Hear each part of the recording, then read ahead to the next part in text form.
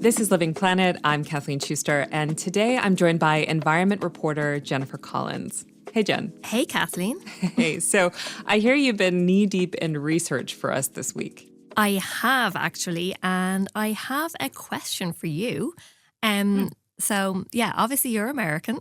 I know that you've been living and working in Germany for quite a while now, but be honest with me. Before you moved here, did you think Europeans didn't really work?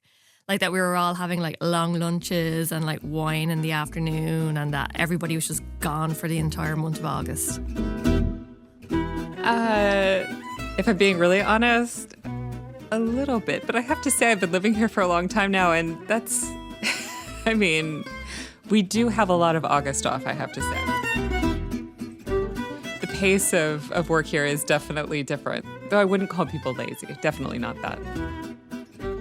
But like, yeah, this idea that we have more time off is pretty common. And then, you know, there are whole, and I guess in a way it's true, but there are whole corners of the internet that are just dedicated to this lazy European trope. This is a day in the life of European people. Yeah, so like first thing I do is wake up and go to a cafe to eat a large nutritious breakfast. The sun is out, just tells them we are busy gathering energy because Europeans run on photosynthesis. Everybody takes their damn sweet time here, and then from 1 to 4, everybody goes on siesta where they go home and take a nap. I've been watching TikTok videos all week about it, you know, as part of my research. I have only one problem with London and the people in London. The work ethic is almost non-existent. People don't show up. But it turns out it's not just internet comedians who think Europeans need to put in more hours. Mit Work-Life-Balance und 4-Tage-Woche lässt sich der Wohlstand unseres Landes, den wir So heute that's haben. Germany's Chancellor Friedrich Merz.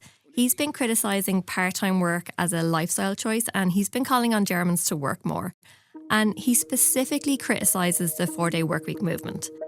So there's a similar mood in parts of the US tech world. It's like hustle culture on steroids. Wake up and grind. Wake up and grind. Right now, if you've never worked for 30 days straight, I would encourage you to try it. You know, forget about the whole like 9 to 5. The AI race has workers doing 9-9-6. That's 9 a.m. to 9 p.m. 6 days a week. Which is basically the standard for Chinese tech work hours, which is you work 9 a.m. to 9 p.m. So Jen, 2 years ago, you and I spoke about the 4-day workweek movement. And that was, you know, companies giving staff an extra day off every week and the idea that it could actually be good for business and for the planet. And at the time, it felt like this idea was really taking off, but now it kind of feels like things are moving in the opposite direction. What's going on? Yeah, exactly. So that's what I've been trying to figure out. So quite a lot has changed since we looked at this last. There's new data, there's a shifted political climate, and the labour market doesn't really seem as worker-friendly as it did back then. And there's one thing that's completely taken over the conversation about the future of work. Which is? AI, of course. There's a lot of apocalyptic talk about how it could cause mass unemployment, but others are saying it could make a stronger case for the shorter working week. If only, right? I mean, that doesn't sound too bad. Yeah, I mean, we can dream. Before we get started with this episode, we have a question for you, our listeners. If you only had to work 4 days a week, what would you do with your extra day off? Let us know. You can leave Living Planet a voice message at dw.com/livingplanet. It's fast and easy, no need to download or sign up for anything. That's dw.com/livingplanet. Now back to my conversation with Jen. Jen, can you give us a quick recap on the idea behind the shorter working week? Yeah, absolutely. So the idea is this. Instead of a standard 5-day week, companies give their staff a 4-day, 32-hour week with no cut in pay. So at the same time, employees have to maintain 100% of their productivity.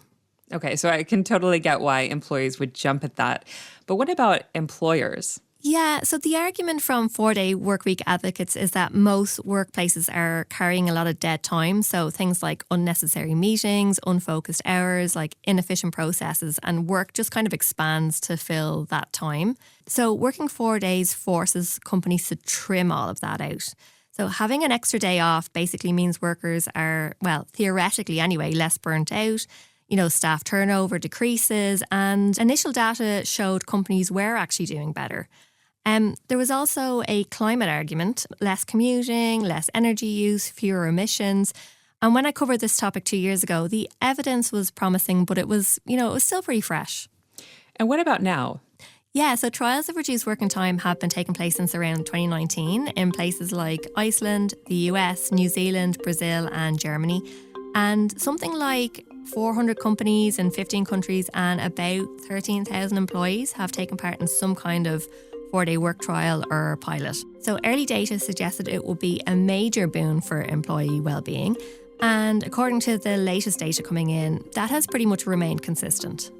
And of course, we saw that in spades. I mean, really tremendous well-being impacts across many metrics.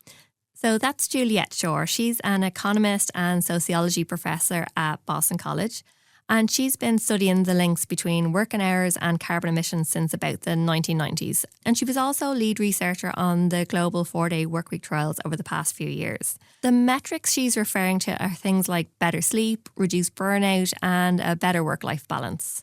That makes sense. It does, doesn't it? But for Juliet, who just published a book called 4 Days a Week, by the way, the bigger question was whether it would actually work for companies in the longer term. That was the bigger thing, because I think historically, work time has been thought of as something that if workers get more time off, there's a cost to the company.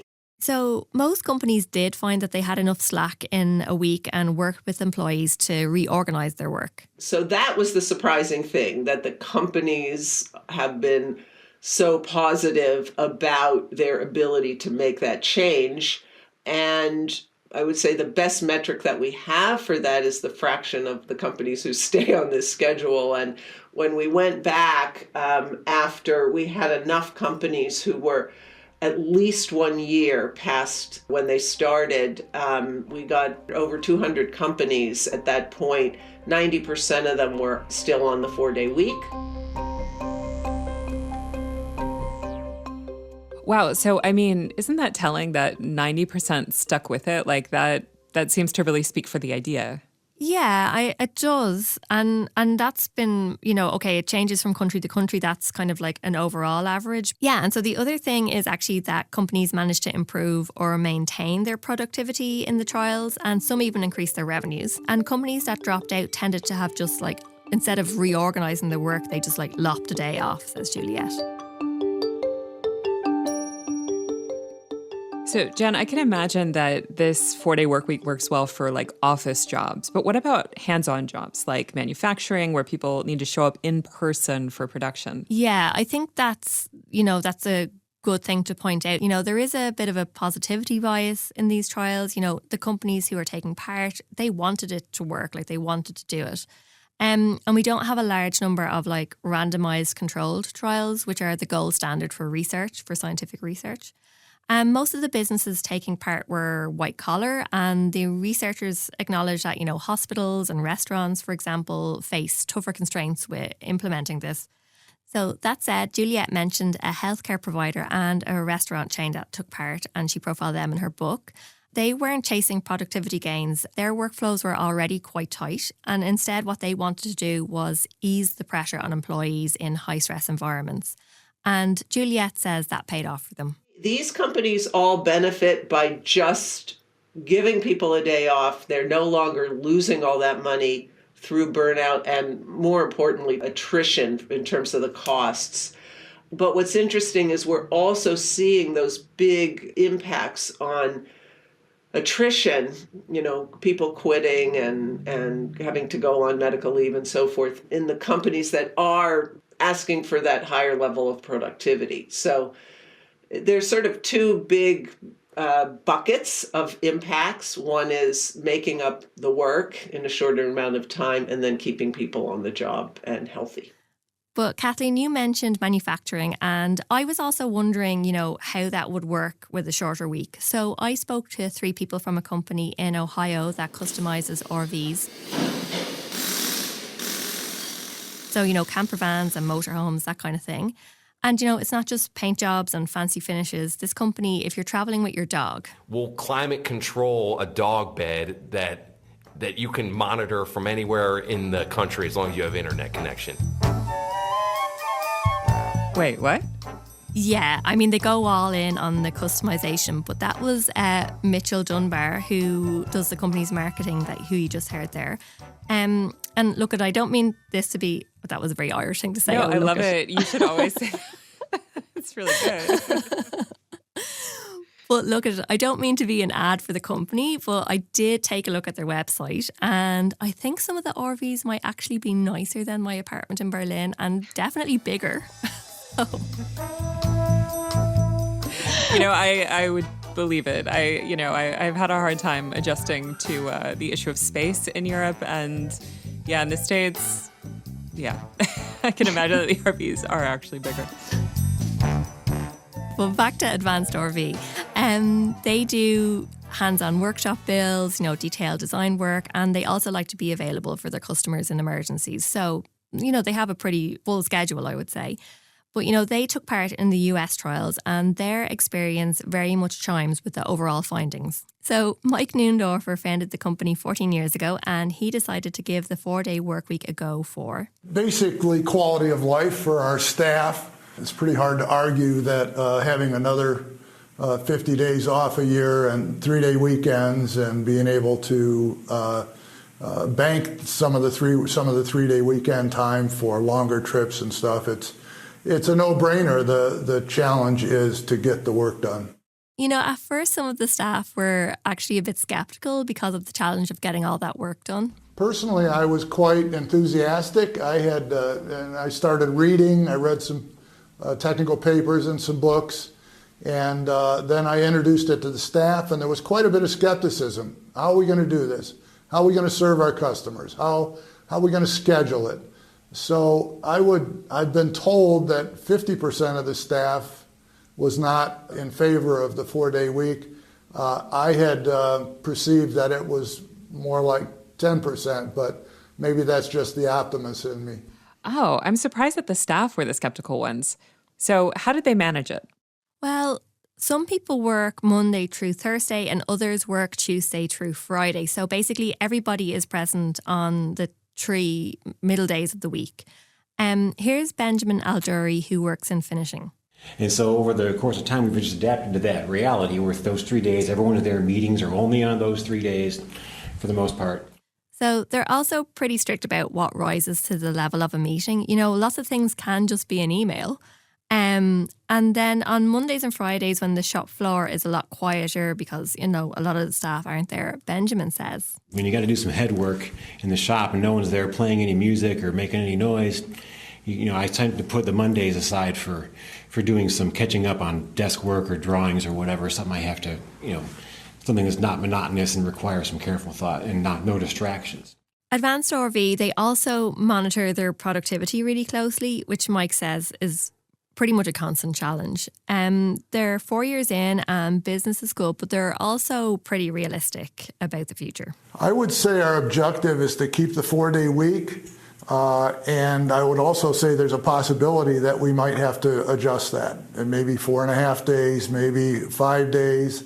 And we try to communicate the overall financial goals that lead us to be able to share profit, give raises, and so those are things, and we also cover health care 100%. So there are things like that we do that are maybe not normal, but if we can't do those anymore, then we have to decide how we get back to that point. Okay, so it sounds like Mike and his team have a plan. The 4-day work week is working for them so far, but they have an eye on their financial goals and might switch back if they start slipping on those goals. So the data shows positive outcomes for work satisfaction in other trials, but you also mentioned climate impacts. What did Juliet and other researchers find there? So Juliet's team tried to capture data on heating, lighting and cooling and emissions there, at both a household and a company level.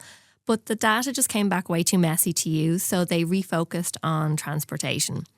But before I get into that, can I give you a little anecdotal evidence here, if that's okay? Sure. So I spoke to another business owner, another manufacturer, Mark Ormiston. He is the 8th generation running a wire rope manufacturing business just outside of London. 8th generation. Like, how old is this business? It's actually kind of amazing. It's been around since the late 18th century. I think we are one of the oldest manufacturers left in the UK. Actual manufacturing still owned by the original family. Mike says they've survived banking crises, like a World War II bombing that destroyed their factory and then they had to move. The virtual disappearance of British manufacturing, Brexit, the pandemic. And he was very proud to mention that their wires have been used for puppet strings in a TV show called Thunderbirds. Thunderbirds are go. Harry Potter and his original broom flying on our wires, music wires, medical wires, surgical wires, military antennas. I mean, you can see the picture behind me here. That's the sort of stuff that we make. So it's not electrical household wiring.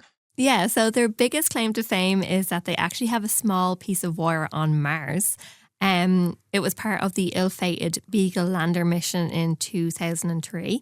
But Mike was at pains to say that the wire didn't play a role in the mission failure. So a storied company.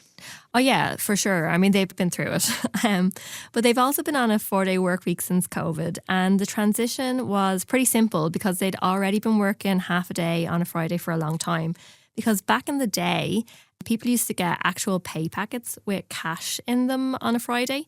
Like it didn't just go into a bank account, you know. So when they got paid, we didn't open in the afternoon. Because obviously the health and safety stuff, because everyone in the good old British days used to go off to pubs and drink most of the time. So that's not really got anything to do with the story. I just thought it was funny that they got a half day to go to the pub, essentially. I mean, it's pretty good thinking. You know, you want to keep people safe, but different time and place, I would say. Oh, totally, yeah. So yeah, it was easier for them to switch down to the 4-day work week. But the environmental aspect was also quite important to Mark. If you look after the planet, it's going to look after you. We know this. So Ormiston Wire has solar panels and it also has a mini wind turbine and LED lights. And shutting down for a day has just actually seen a huge drop in energy use, Mark says. But that's not really an effect Juliet and her team could measure across the board. As I said, the data was too messy. But what they did measure was commuting, and the idea that being that one less day in the car means basically like lower transport emissions.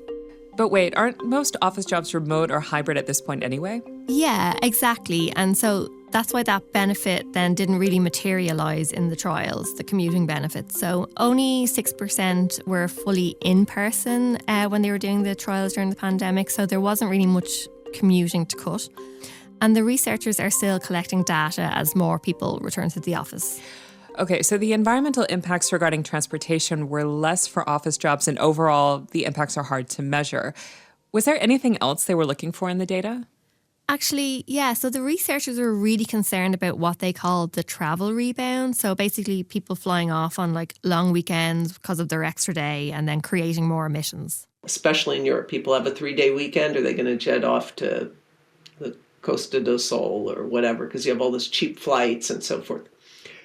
No evidence of a travel rebound, which is great. 0 in any of the country studies, etc.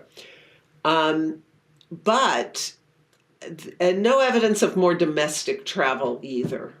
Okay, now I'm really genuinely surprised at this because I feel like I know more people who've been traveling more often post-pandemic than before. So it's interesting that the data didn't show that a day off was leading to more emissions in the travel sector necessarily.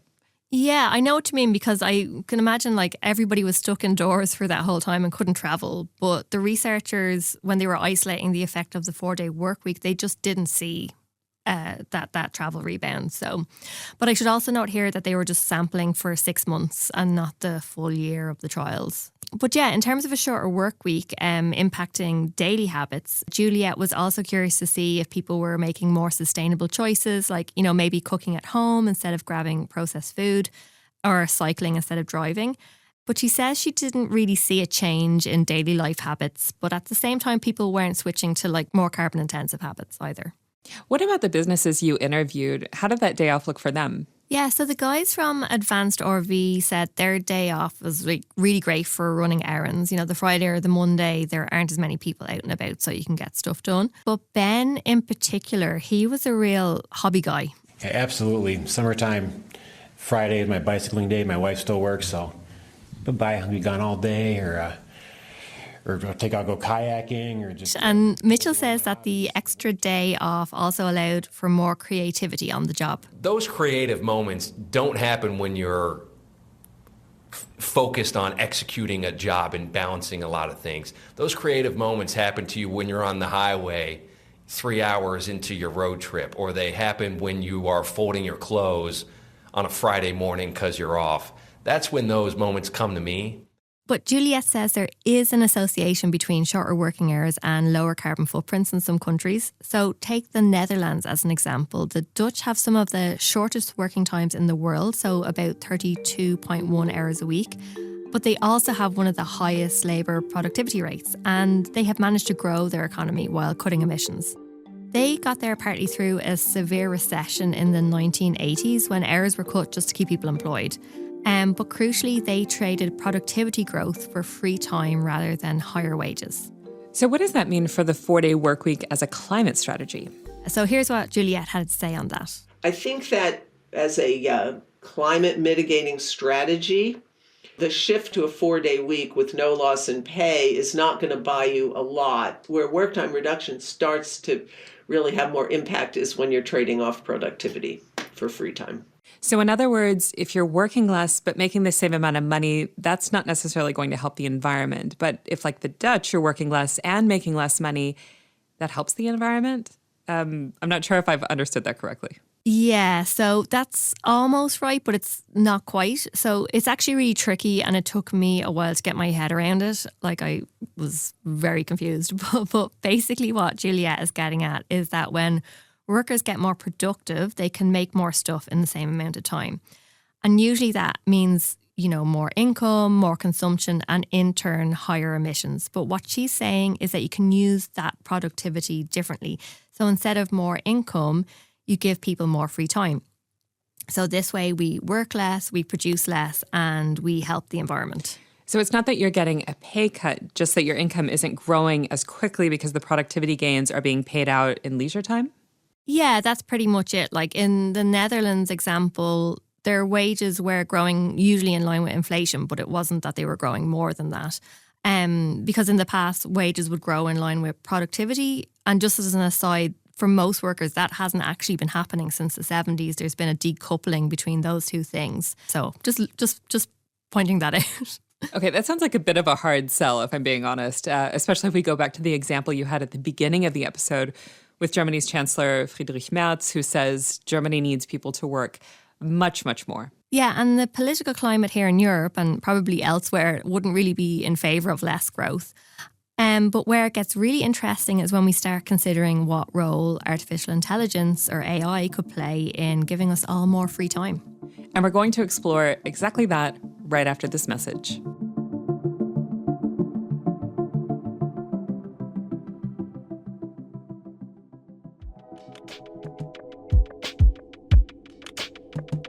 Did you ever wonder what it's like to live alone, hidden in the woods, not speaking to a single soul for 30 years? Or wander the desert, uncover a hidden well, and dive to the bottom of the deepest water hole for 2,000 miles? The Snap Judgment Podcast takes you there with amazing stories told by the people who live them, with an original soundscape that drops you directly into their shoes. Snap Judgment. Listen and subscribe wherever you get your podcasts.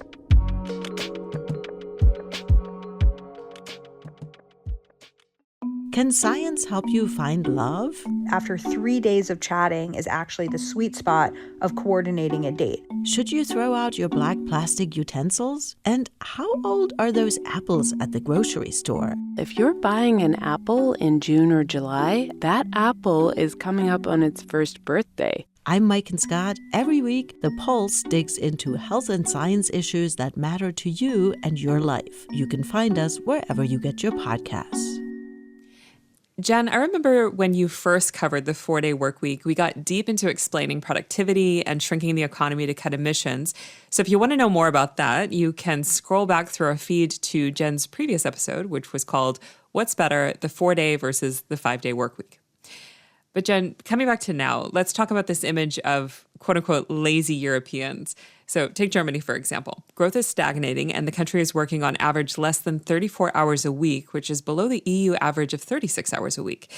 And Germany's chancellor, Friedrich Merz, ruffled quite a few feathers in recent months, telling people they need to work more and that part-time workers need to work full-time.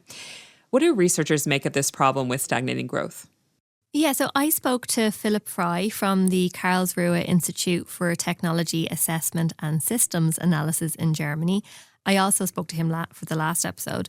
But his research focuses on the future of work, automation and work time reduction. And he acknowledges that slow growth is a real issue. You know, our pensions, public services, all of that, like right now, those things depend on the assumption of continuous growth. I mean, we don't have growth, our tax base collapses. So he disputes that shorter working hours are the cause here. I mean, indeed, discourse has shifted quite far away in the last year or two from the needs of workers and the planet and to a very, I would say, limited understanding of economic issues. So more and more politicians are talking about people having to work longer hours to boost the economy and so on. And I feel this debate is rather poorly informed oftentimes, because if you look at Mexico or Argentina today, you can see they work hundreds of hours longer than in Germany, also in the Philippines and so on. And also if you look at Germany 100 years ago, people worked way longer hours. And at the same time, both past societies that work longer hours as well as contemporary societies who work longer hours generally perform poorer than Germany's economy today, right? So no one would want to switch their standard of living with those of an average worker in the empire 100 years ago in Germany or in Argentina today. So when society switched from 6 days to 5 days and, you know, to 8-hour days from 16 or 12-hour days, you know, we had all the same arguments about productivity and economic damage. But Philipp says Germany's productivity slowdown has more to do with an aging population. Also, people are working, like a lot of women in particular, work part-time, not because it's a lifestyle choice, but because they have to do it because they can't, you know, for childcare reasons. And then there's low investment and export-led economy in Germany that's been flagging, and also depressed wages, which really reduced the incentive for companies to invest in new technology. So shorter working hours, he says, aren't really the culprit, but he also says that climate change is being left out of the whole debate entirely. Though critics would say that's a convenient framing if you're already in favor of shorter hours. Yeah, and I mean, that's a fair point. There are plenty of economists who remain genuinely sceptical of the 4-day workweek trial results, and they worry that a broad shift to shorter working hours could actually damage productivity growth and GDP. But Philipp also points to what could be coming down the track with AI. Okay, I guess we have to talk about the AI elephant in the room. Yes, we do. I feel like it's all anybody talks about, but we don't really know yet what the scale of AI's impact is going to be. You know, first, when it comes to the climate, the data isn't really there for us to know what it will do with regard to the 4-day work week. But we do have some research on AI's environmental impact. So the data centres training and running AI use a lot of energy and water, and AI systems could produce as much carbon as New York City did in 2025. And their water use might actually equal the world's annual consumption of bottled water. But really, the main focus of the AI debate has been its social impact. You know, this doomsday scenario, millions of people thrown out of work overnight, it's probably overstated. And both Juliet and Philipp are a bit sceptical of it. But it will likely displace jobs, it'll intensify some work, and it will drive significant productivity gains. So the real question here is, who decides what happens to those gains? Is it more output? Is it higher profits? Or shorter working hours and a better quality of life for more people? The technology itself doesn't really determine any of that. It really comes down to a policy choice. Because politicians are obsessed, and to a large degree for also good reasons, with increased economic growth, and business leaders are interested in growing the bottom line basically and their corporations. So I think that the quote unquote natural tendency would be to use AI to fuel expanded output basically, rather than working time reduction. But it's a societal debate that we should have around that. I think in a democratic society we should consider what are the options that are afforded to us by technological progress, and then decide upon them in a democratic way. But sadly, the only democratic actors in the economy are the trade unions and indirectly the state, who can regulate the economy. But many of these decisions are down to a very small number of people who have excessive wealth and influence. And there are some models for how societies could approach the AI question. Okay, give me an example. Yeah, so in Germany, trade unions in the steel and car sectors have already been negotiating shorter hours to manage the employment impacts of the green transition. So electric arc furnaces, these are key to lower carbon steel production, but they're also less labour intensive than traditional blast furnaces, so greener production could mean more job losses. In 2023, major German trade union IG Metall negotiated a deal stipulating that if jobs are lost to green technology in the steel sector, hours could be reduced to a 32-hour week with partial pay compensation. And that's not entirely new. Volkswagen did something similar in the 90s with some cut in pay to avoid mass redundancies when they were having a hard time.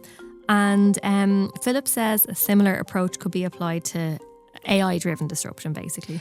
It seems unlikely that AI companies are going to stop for a debate given the race for domination. But in the optimistic case, could AI boost productivity enough to make shorter hours viable for more companies?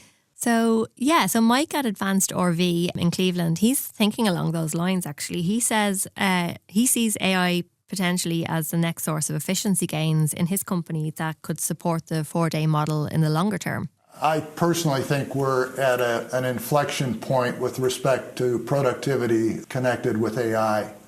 And we're starting to use it, collaborate on the potential power of the tool.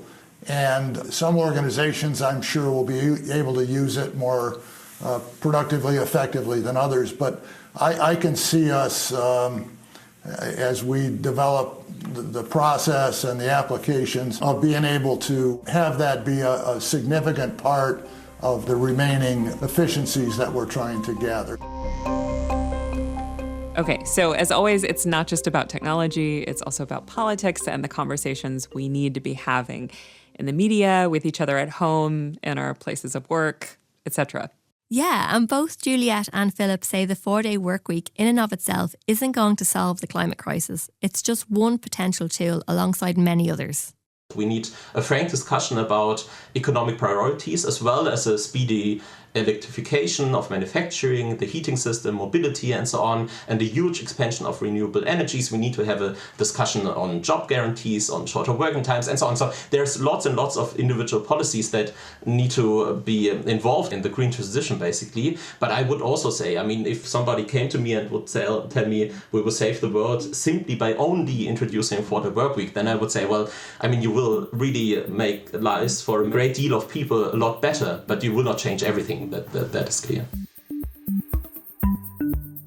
Well, Jen, thanks as always for your reporting. Oh, it's absolutely my pleasure, Kathleen.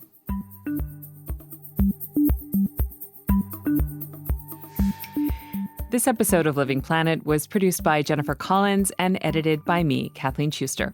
Our sound engineers were Jürgen Kuhn and Natalie Wittmann. You can hear Living Planet on Apple, Spotify, YouTube, or wherever you get podcasts. If you only had to work 4 days a week, what would you do with your extra day off? Let us know. You can leave Living Planet a voice message at dw.com/livingplanet. It's fast and easy, no need to download or sign up for anything. That's dw.com/livingplanet. That's all for this week. Thanks for listening.